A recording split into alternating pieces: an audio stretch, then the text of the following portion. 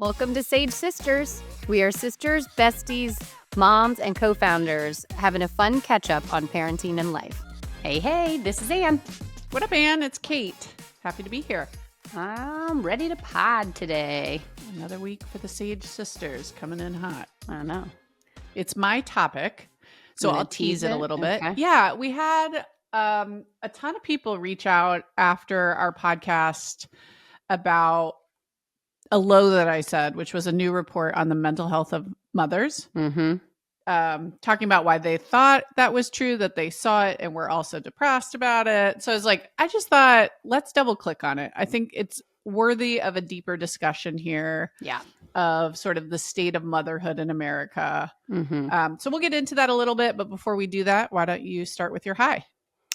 My high this week is that we went to dinner for Phil's birthday, my husband, and he just wanted to do dinner this time. He didn't want anything too fussy, which I appreciate. It's kind of like what we want to do, minus the fact that I'm pushing for a huge trip for my 40th. I'm like, oh, we just want a little casual 40's dinner. 40's different. Anyways, we went to this new restaurant, for us at least, in Nashville, which was called Sushi by Bao.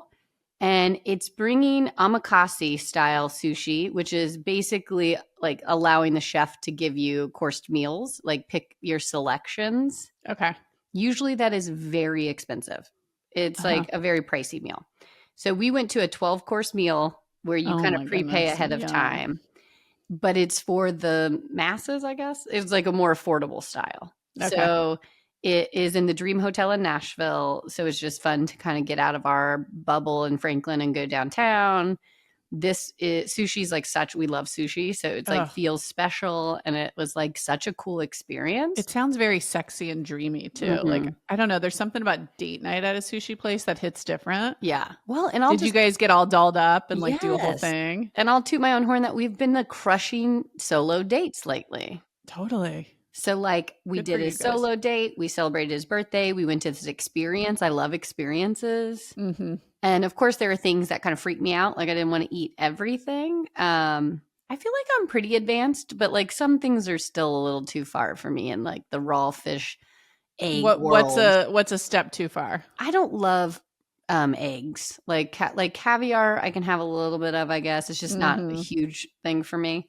Just like all the fish roe. And I don't like any of that stuff. And I know that there's like levels of like the roe is obviously super cheap versus you go all the way up to like very expensive. But like, not for me. And like anything in the eel world isn't for me. But I love on texture alone. Yeah. But this is like such good quality. Everything was so good. So anyways, it was a huge high.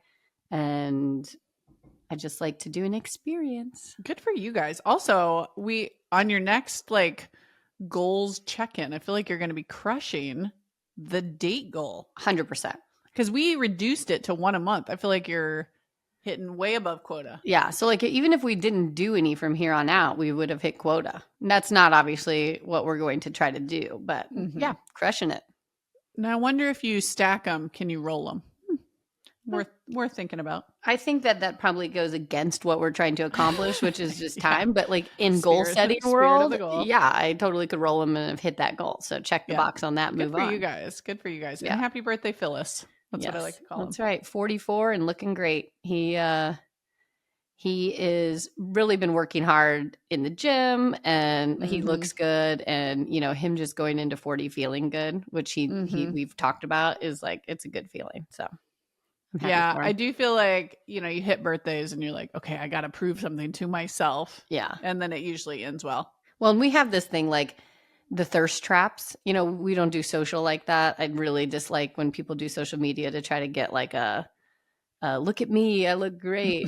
But I'm like, you know, you can send me a text. I'll be, you know, you can do a thirst trap for me. So he sent a couple like, you know, posing pictures of his muscles. I was like, how sexy are we going here? No, just because he's like losing weight and he looks good. Like not like a sexed photo as much as it's just like, you know, I'm proud of you. You're working hard. You can see results. Yeah. Awesome. Good for you. Good for you. Yeah. Anyways, what's your high? I'm so excited because this weekend we are going to our first Valkyries WNBA game. Oh, cool. Really cool. Whole fam going? Whole fam. So we all have our shirts ready. Love. I've been like coaching the rest of the family up on the players in the roster. This is, for those of you who don't know, the Bay Area NBA team, Golden State Warriors, acquired a WNBA license a couple years ago. Valkyries means female warrior in like Greek mythology or whatever. So the Valkyries are the women's warrior team. Oh, that's cute. They play at Chase Center. They've been selling out every game. So these games have, 20,000 people there. I also like the WNBA does such a good job like making it entertaining now. Yeah. Like way back yonder year when I played for a split second, it was like a bit snooze fest. Like there just wasn't the big dollar entertainment of it all. And now it's a whole experience.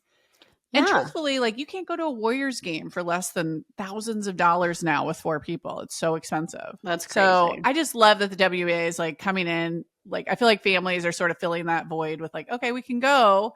We still get that big time experience, but it's a, fraction of the cost. Well, we went to the WNBA game last year when we were out in New York together, and it was like the championship. And that was 2 years ago, if you can believe it. But oh no, was it really? Mm-hmm.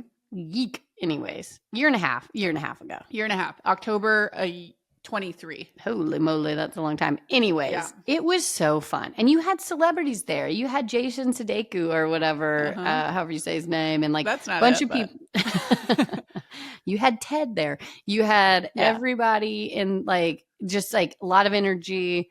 Like they had an older elderly dance team, which made me die laughing. They all do that. I love it. Oh, so I'm obsessed. The Warriors have one, I think, but they don't get much airtime above the Sexies. But the WNBA has the like old person dance team. So fun. Like geriatric dancing. Yeah, geriatric dancing. Maybe that's worse. We were having so much fun. They're so funny. Yeah, it's like that's what we want. We want joy. So I love that. Love that for the WNBA. Love that for your family going. That's so fun. I know. So I'm so proud of the league. I'm so proud of women's sports. I can't wait to take my family. So I'm really looking forward to this one. Yeah. Okay, cool. Love it. Okay. We'll report back, but that's my high. What's your low?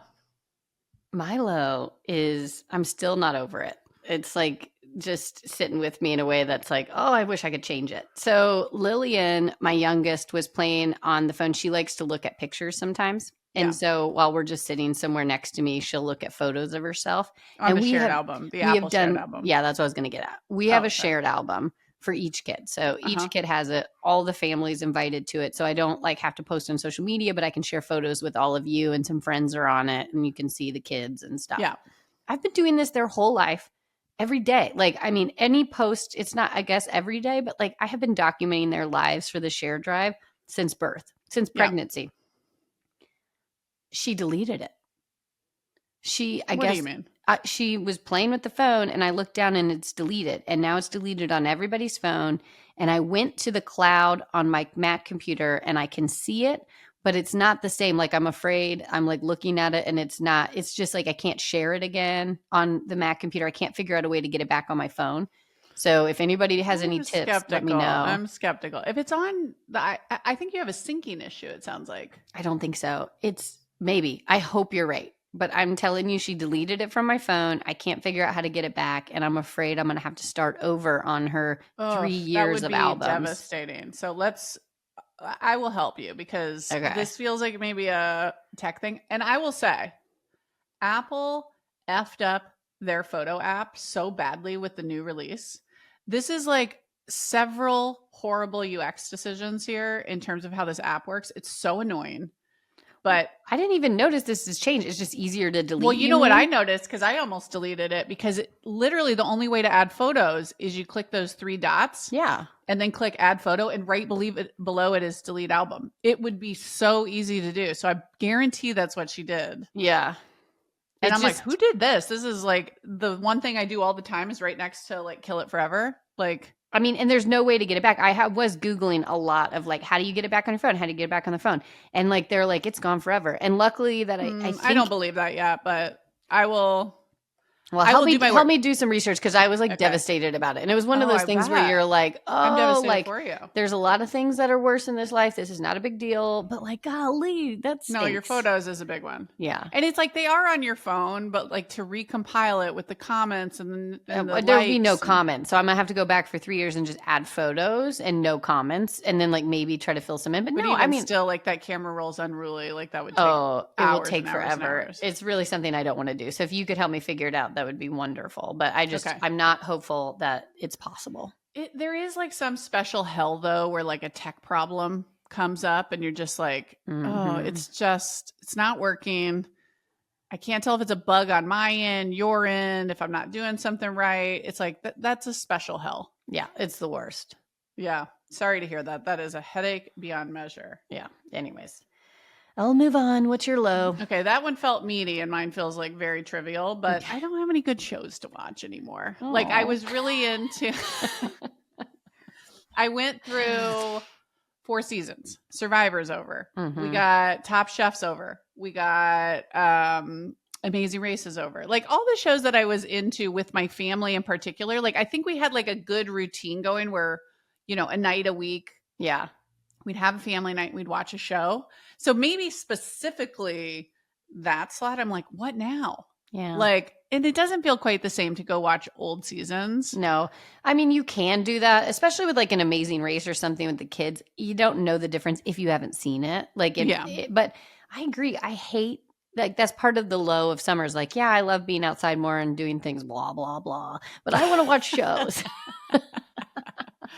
It's like a sage parrot would. Yeah, exactly. And it's like, I really do dislike when like there's a lull in Bravo shows or there's a low in something that's like a guilty so we're pleasure. Like in the gap. Mm-hmm. I also like loved, I think you recommended Queer Eye and I didn't realize the new season dropped. So like I had ripped through that and what a delight, it's like the best. It's a feel good, like love a makeover story, love the backstories of the people they have. Everyone is heart wrenching. It's like, oh golly, it's great. Mm-hmm.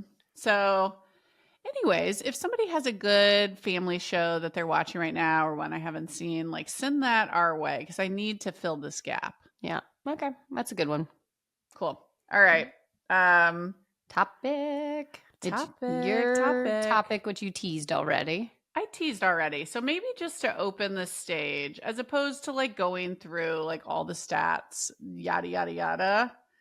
I think people get it. Like, I don't think you said that the just title of it was 64% of mothers are experiencing a mental health decline. Not necessarily the dads, but the moms were over the last like couple years. And this is a big survey. So this was from the journal JAMA, Journal of American Medicine. I'm missing one A there somewhere, but they interviewed almost 200,000 parents. And they did it for a long time. So they had a data point from 2016 and are looking from like 2016 to 2023. How we doing? And the how we doing there is not looking good. Yeah. And I think it doesn't go into like why necessarily or like offer solutions. So I think there's an opportunity for discussion of like what's going on. And, I was thinking how much of this was just COVID changed a lot of things. And now we still have sort of the trickle from that. How much of it is. That was 3 years past. So it does feel like it's showing a full, like it actually to me doesn't feel like it's just taking the snippet right after COVID. It's continuing 2021 on. would have been something. Right. So it's like, it is really showing a decline. And from 16 to now, I think that gives you enough data, or 2023, I guess, when they ended the study. But I'm not surprised. And when I read that title, it resonated with me. Does that sound right, though? It feels high. 64%. It feels high. That's why I think it stopped me in my tracks. Increase in poor mental health. So when I go out with even my girlfriends, everyone is struggling with something. It can be different. But like there's a lot of people struggling with different things at different times. And that's not new.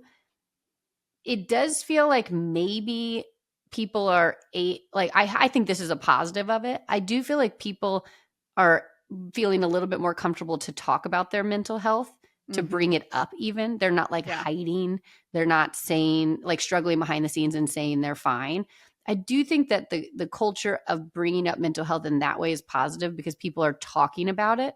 Right. But there's still this thing that's happening where people are, feeling like they're not doing something right. They're failing because of things they're seeing out there that aren't realistic, or the change is not happening of like the fix, right? Like people are still struggling. Like that's a really bad sign. But I do think people are talking about it more, which is maybe why it feels like higher than usual. Right. Do you agree with that? No report is perfect. And this is definitely like self-reported survey data. So I definitely think there's a component of like, are more people comfortable saying something that was already there? Mm-hmm. My gut, just like from talking to a lot of people though, is like objectively not just more people comfortable, but I actually do think there's been a decline. Yeah. And I like am going into what's going on. And some of the things like culturally have been around for a long time. And like I've been outspoken on this before, but like a country without good paid maternity leave just does not set moms up for success from the very beginning. Yeah. And it just like to me is like a culture with a lack of respect for what moms go through and what they give up and what they sacrifice and all of that. But that doesn't explain, because that was true in 2016 and it's still true today. But I truly like hope in our lifetime we can band together and like get that wrong righted, because that is just, it just is not right. Yeah, you hear other countries' maternity leaves being a year long average, and that is just normal. Like the normalcy of that sounds so refreshing, because we're pushing, you're lucky to get 3 months paid, and then some people, that's real lucky. It's usually 12 weeks, or 8 to 12 weeks is the average. And then you talk about moms don't have any. Right. I mean, what we would push for at a federal level is like 8 to 12 weeks, probably 8, because of just the funding. It's like we're pushing for 8 weeks post birth. That's crazy. That is that's crazy. That's what we don't offer that. But can you imagine the mental health of someone who has to go back to work a couple weeks after birth? No, it's crazy. Like it's absolutely crazy. It's hard to go back after 3 months. It's hard to go back after 4 months. It's hard to go back in general. Like your life completely changes, and it's just really hard, not just like leaving the baby and having that like separation anxiety, which is so real. But then you talk about just, I don't know, your focus is different too. It's like, your whole body, everything your body does is amazing. It's like you create milk, you do all these things because just like the nature of having a baby, all these things naturally happen. And then you're asked to still do normal life. It's just crazy to me that your body's recovering. Your body's doing all these things to protect this baby, to nurture this baby. Yeah. And you're like ripped back into just like, oh, no, never mind. You got to go to work. You got to leave this baby. It's crazy. And, society puts an emphasis on trying to breastfeed, and like pumping at work is its own sweet hell. It's like, I don't know. Pumping's the worst. It's like breastfeeding is not easy for a lot of people. And then you talk about just pumping and not even having that like next to your baby moment. It's like the worst. Yeah, it's not great. I don't know. I think that there's a lot around that. Oh, sorry. Go ahead. Well, I was just going to say, I think there's a lot around that, but I also go back to just the pressure society puts on females. It's like this bounce back. Oh, you got to get your body back. You got to go to work. You got to, just be happy all the time. You have to, you're not sleeping, but pull it together. You got to do, it's just like this pressure that females feel is insanity. I do feel like one positive thing is like, I think society and like a lot of people are taking postpartum much more seriously and like treating that as the serious issue it is. So like, I do think maybe that's gotten better. I still think there's a lot of parents out there, or moms specifically, hiding that, are feeling shame around that. But I do agree that there's been a little cultural shift where people are talking about it more. It's actually becoming a thing that is like, it's normalizing it because of a lot. Yeah, exactly. And then we got to talk about the other one that like just boils my blood is like childcare. The cost of childcare, like the math don't math for so many families with childcare. And then it puts moms in the worst position to decide, am I basically going to work full time to pay for childcare? Pretty much that's it. Or am I going to step out of the workforce to take care of my kids, but then take a huge sacrifice in terms of earning potential or going back into the workforce or like all the things. Your own and personal goals. And that's not even talking about single moms. Like that's not talking about single parents either, where it's just not even an option. It's not an option. Totally.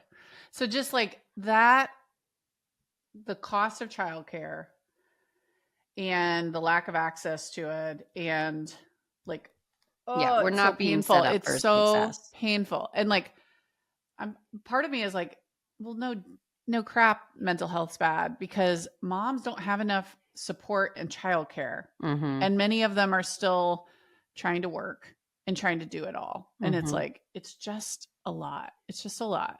Yeah. I also think too, let's talk about in general, just the normalizing pain around parenting. Get past all of that section of your life. Your kids are a little bit older. You're still struggling with a lot of day-to-day things. The kids are crazy. It's hard to get childcare. It's hard to get them to school. It's hard, like all the things, right? There's just a lot depending on what you're dealing with. It's just the things that parents are dealing with is not always easy. And yet you're asked to just talk about it all positively too. It's like, I think that there is a little bit of like, we got to normalize the pain and band together to say we're in this together and you're not alone, because parenting is hard at every stage. Yeah. And like, Silicon Valley where I live out in the Bay Area, it's like, I do feel like there's been a shift in the last couple of years where it's like this bro-y tech culture feels like it's back in a really gross way, but it's like, we want you to go back to the office.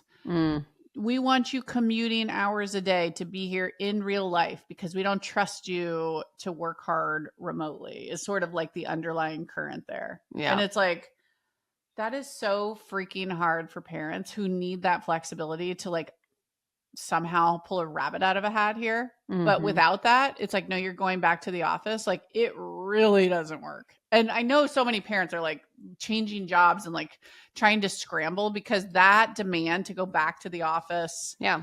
3 days a week, 5 days a week, like whatever it is a huge quality of life hit. Yeah. Huge. And it's not because they weren't working. Like, I cannot stand that narrative. Like, I'm just like, tell me you're an old white dude without telling me you're an old white dude. It's like, I don't think people will work hard unless I watch them. It's like, first of all, you're not even watching them in the office. Many of them are like clocking in, clocking out like bullshit.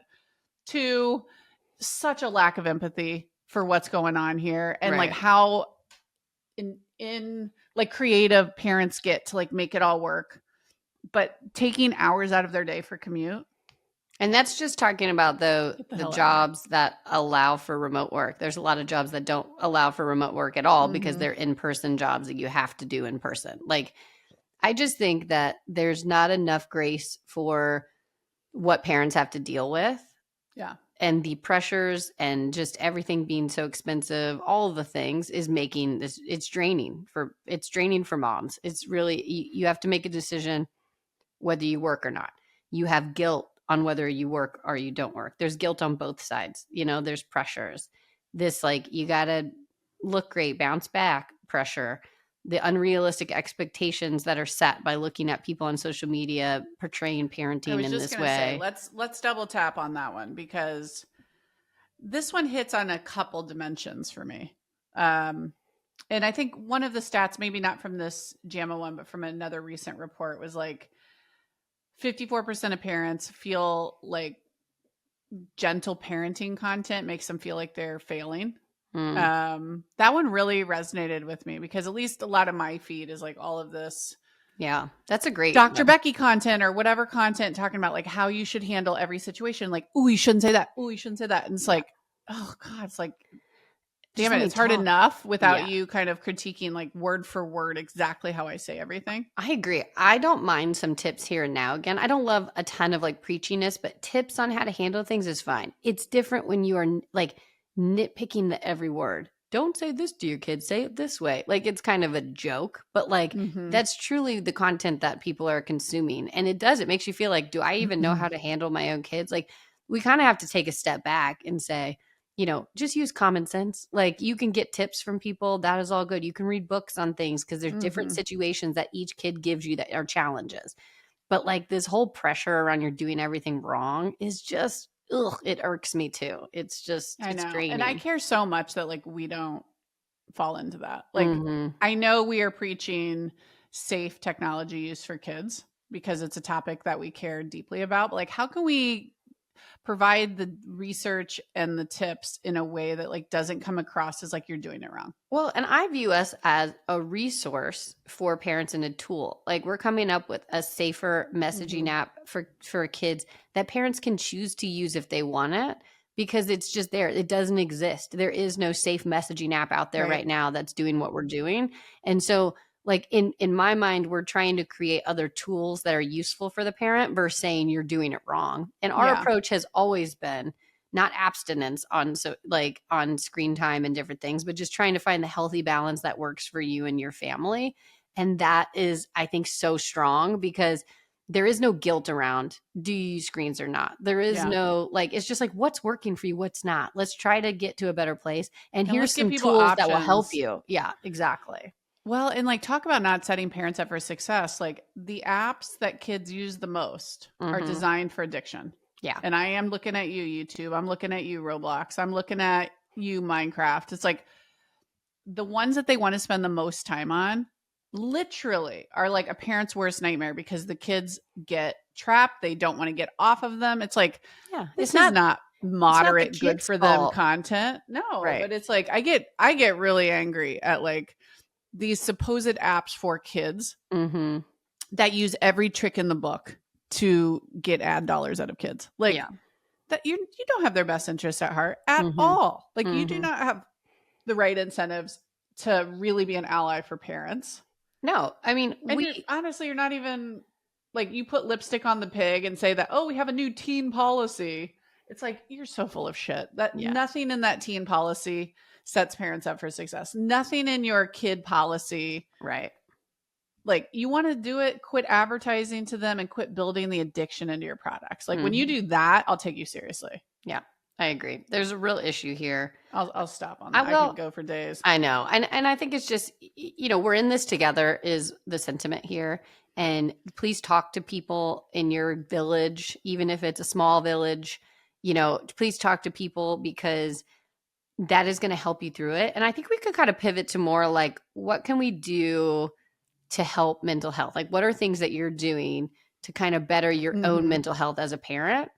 And maybe just, I think that would be nice because I always get, like, I love hearing what you're doing and like getting some like ideas because you're not alone. We're all in this. We're all doing this. Well, speaking of the alone comment, which I think is a great one, like, I think parents, one of the stats was like, they feel lonely. And I do blame social media for this to some extent because it's like fake connection, oh, we're so connected and we're sharing all these pictures and like, but really, Mark Zuckerberg in a recent Senate hearing admitted that Facebook only has 10% of the content is actually pictures of friends. It's complete entertainment. Yeah. Anyways, I digress.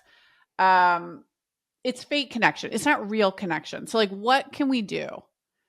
One, you got to find a mom tribe somehow, some way. Like, and I know sometimes people's families are right nearby and can also serve that like super supportive role. Right. And we don't have family nearby out here that really plays that role. So I think for me, the mom tribe is like even more important. Even just one person. It doesn't have to be. I can't imagine going through motherhood without that. I agree. And like, it just looks different too. Like we talk about this. I have some lifelong friends who I've been friends with forever. And some of us are at different stages in life or different locations in the country.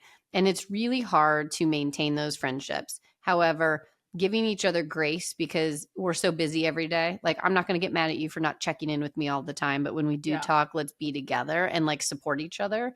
I think that's key. And then finding what your current village is in the moment. So like, if you're, our lifestyle, we talk about it as like some of my best friends are my neighbors, and it's because I love them and we truly get along. And also it's convenient. It's like, let's go outside on a Friday night and sit and hang out, right? Like, let's do these things because like it's where we are in life. The parents of your, kids' school friends, like the sports teams, parents, like wherever your life is taking you, you can hopefully find a connection with somebody to kind of get that like camaraderie a little bit. And to me, it's like two things. It definitely is the emotional support, right? And I think that's kind of what you're speaking of. That's the Fridays in the driveway. That's the how you doings. That's the, and then there's the logistics side of this, which for me right now in my here and now is like even more important almost, which is like, hey, I cannot figure out how to get Calvin from X, Y, and Z on Monday. Yeah. Is there any chance you could take him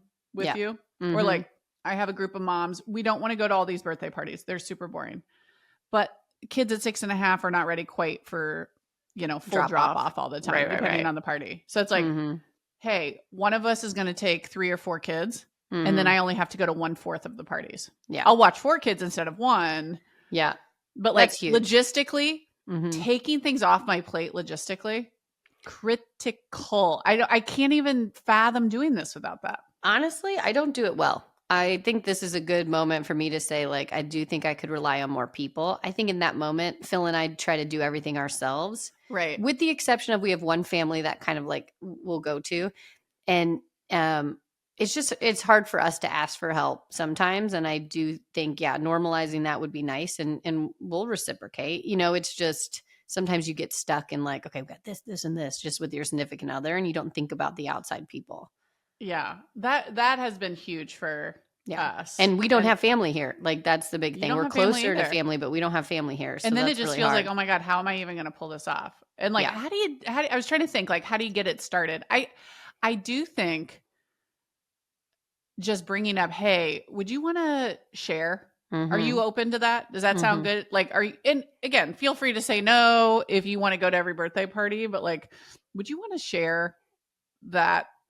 Or play dates. Like, I'll take them on this day, you take them on this day. Yeah, right.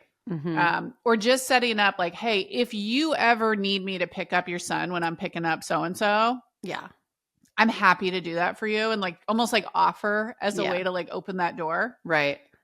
Then it'll naturally come back. Yeah, I think that's a great one. I don't know. I just go back to thinking about what's good for your own health too. And it's like, we've joked about hobbies, and it doesn't have to be a big hobby, but just doing something for yourself is so like important. Showering. Like, showering, exactly.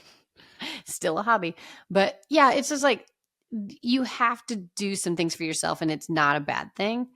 And I like, especially during the summertime, Phil and I always do a little bit more communicating of scheduling just because there's a lot going on. But it's like, I also think we're trying to get to a better place of saying like, look, this is not my patient day. I'm really struggling today.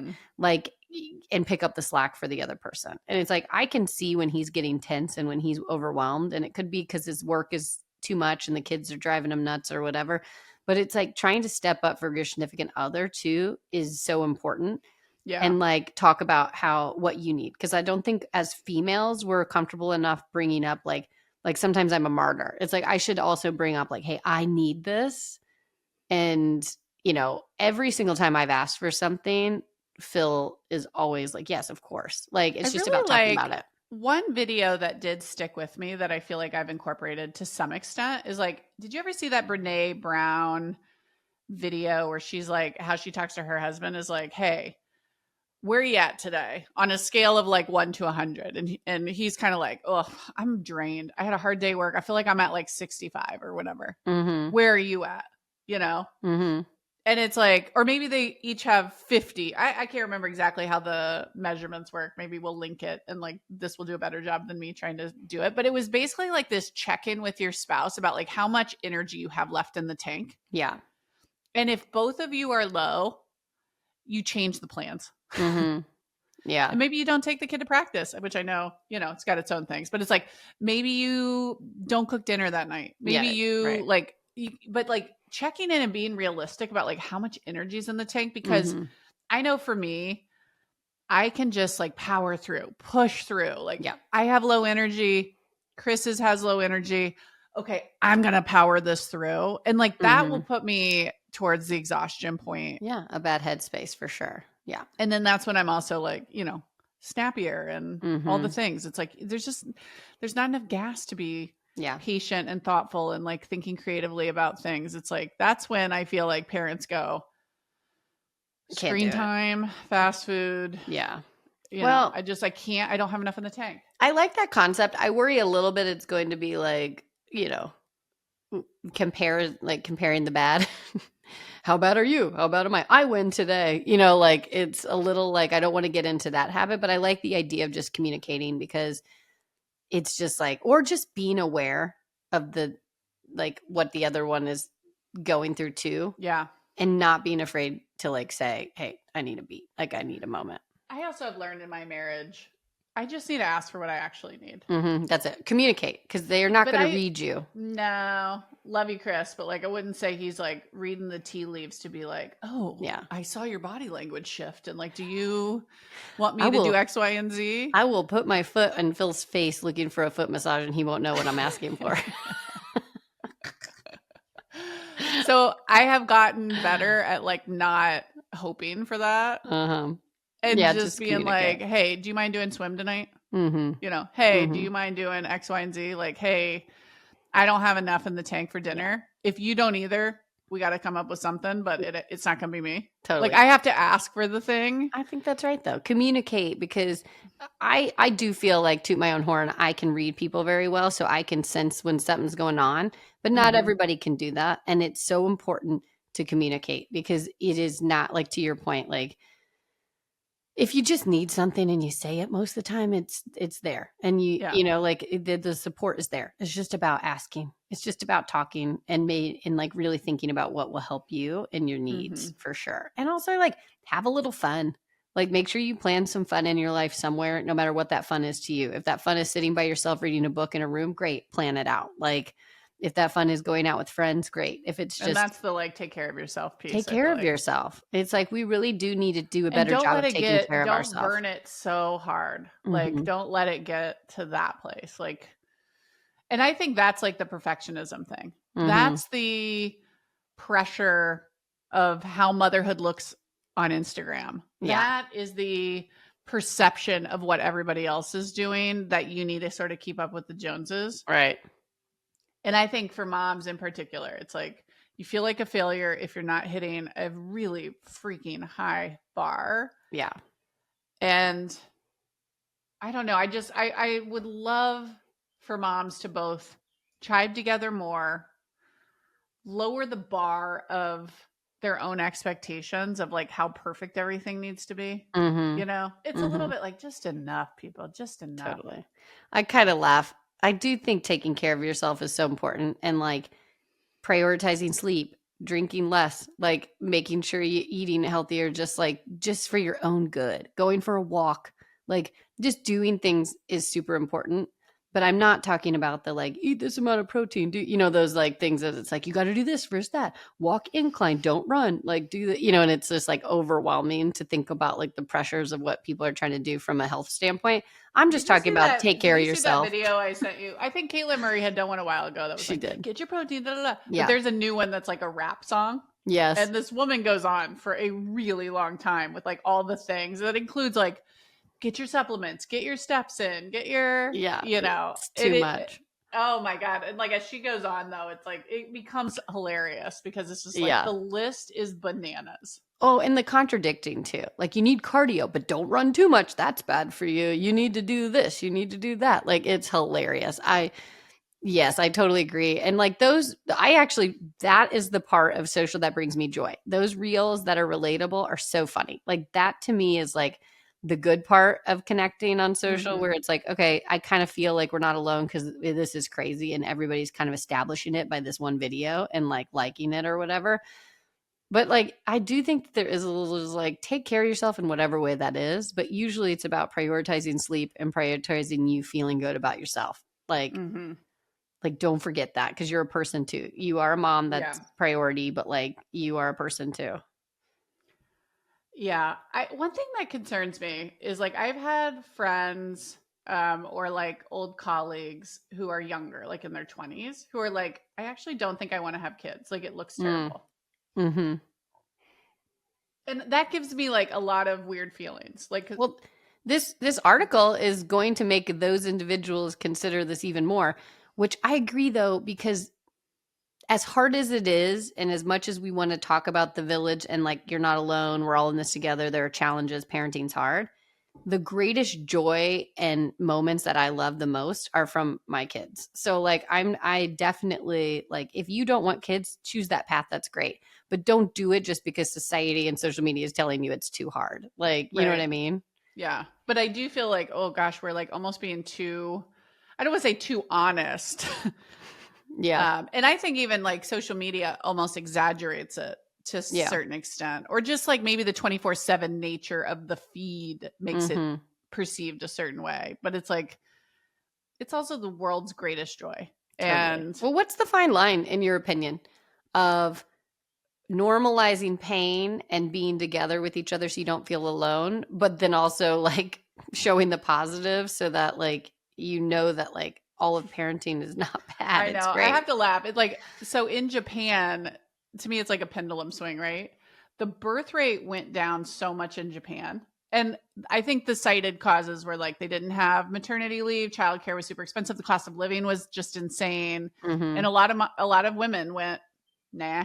So the birth order dropped, which if your birth order drops for an economy, it's a nightmare. It's like everything will start shrinking over time. Like population decline is like the surefire way to like move your economy into like recession, depression era. So even now in the US, you're starting to hear people talk about like, oh, we need more births. We need birth order. Yeah.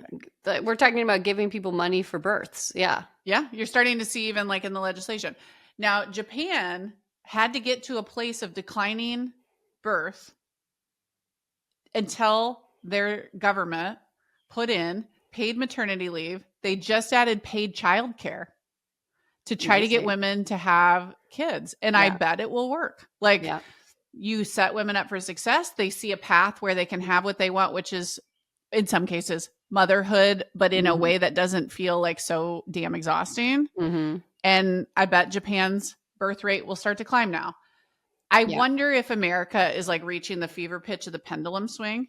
And you are seeing like tax credits for kids and stuff. But I'm like, I want to just scream, you know, when it's like, I see a meme like, oh, we're going to put someone on space. And people are like, we want healthcare. Yeah. Like, we're going to build a golden dome. We want healthcare. Yeah. So not to take it too political, but it's like, what we need is more support for a pathway to motherhood that just doesn't look insane. And that includes maternity leave and childcare in my mind.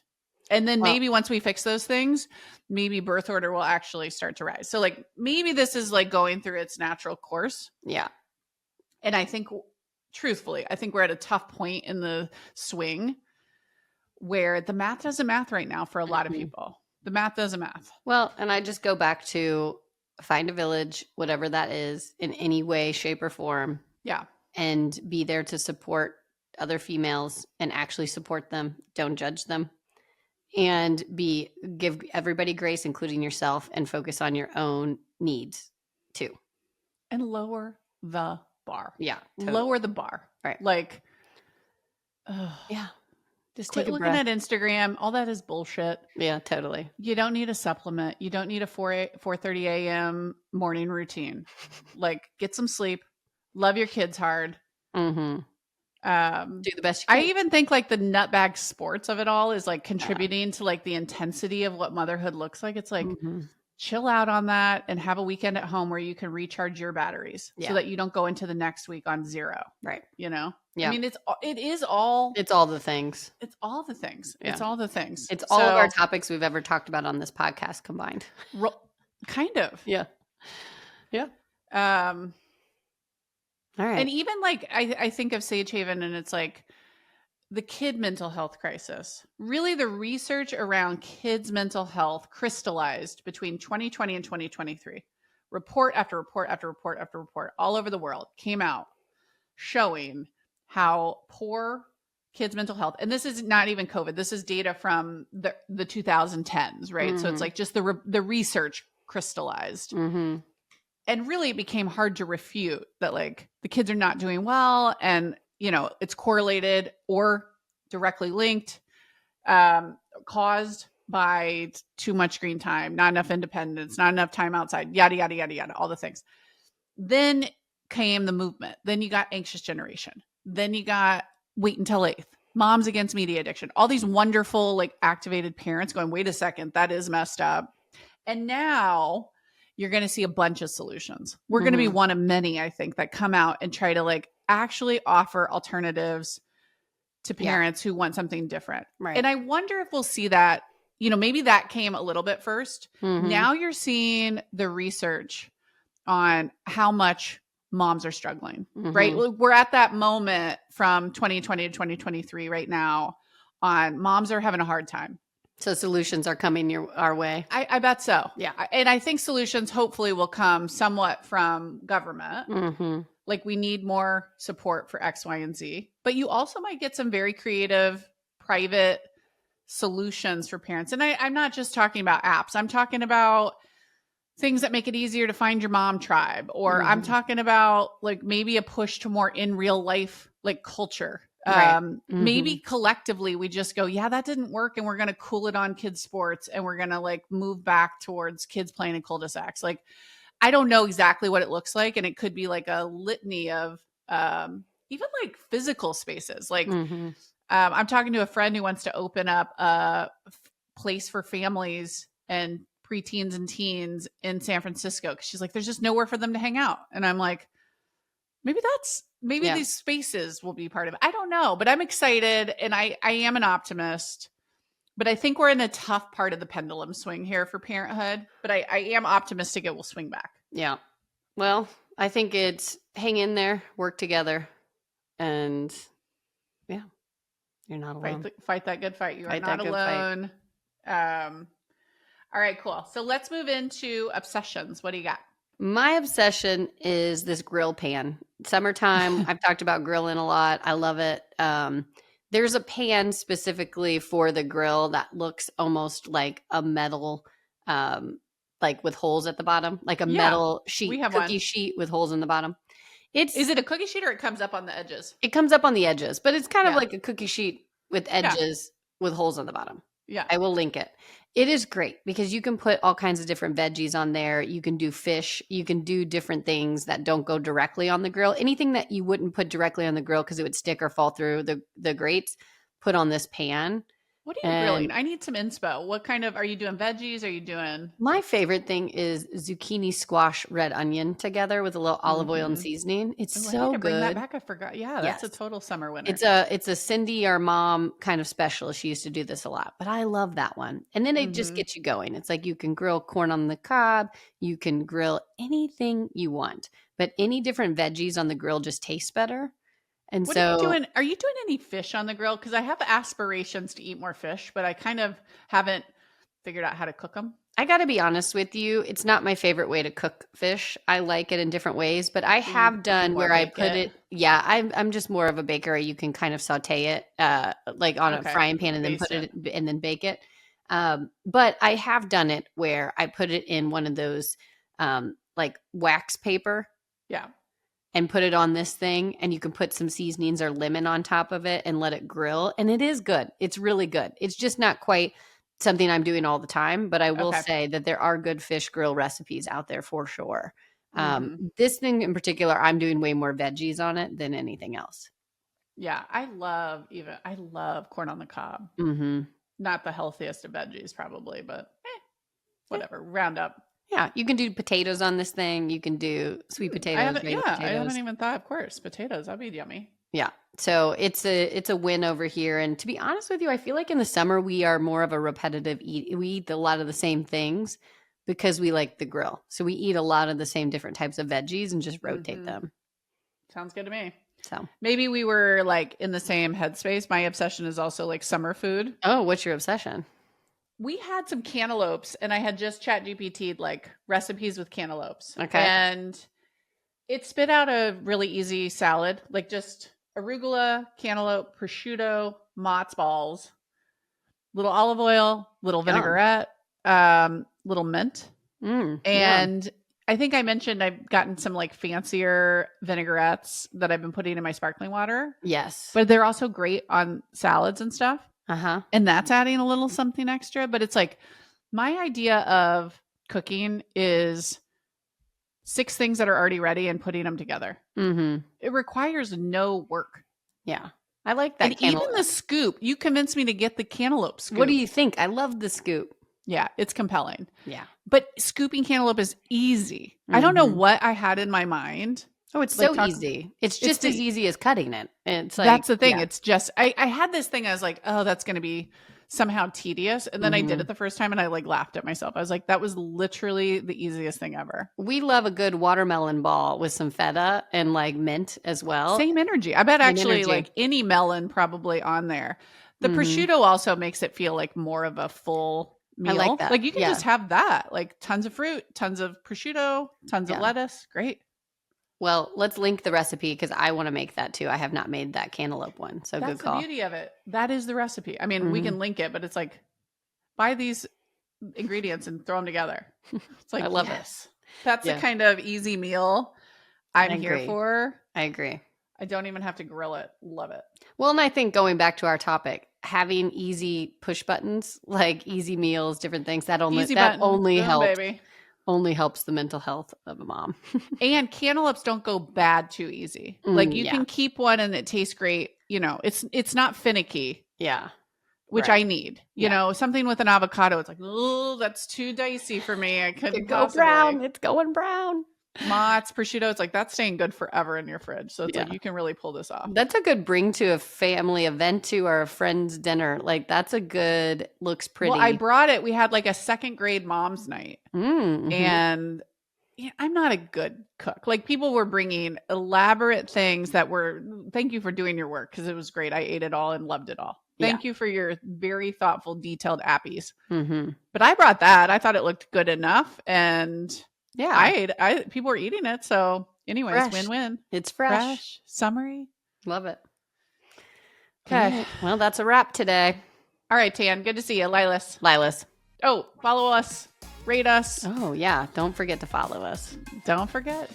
Share it with your group thread. Also, follow us on Instagram, Sage Sisters Podcast. We need more followers there. We're coming along. And at Sage Parents. Continue to follow us there. Please do that too. And sign up for the waitlist. SageHavenForKids.com. Get on that early access for the safer messaging app for kids coming out soon. Now, Lilas. Now it's real. Okay, bye. Bye.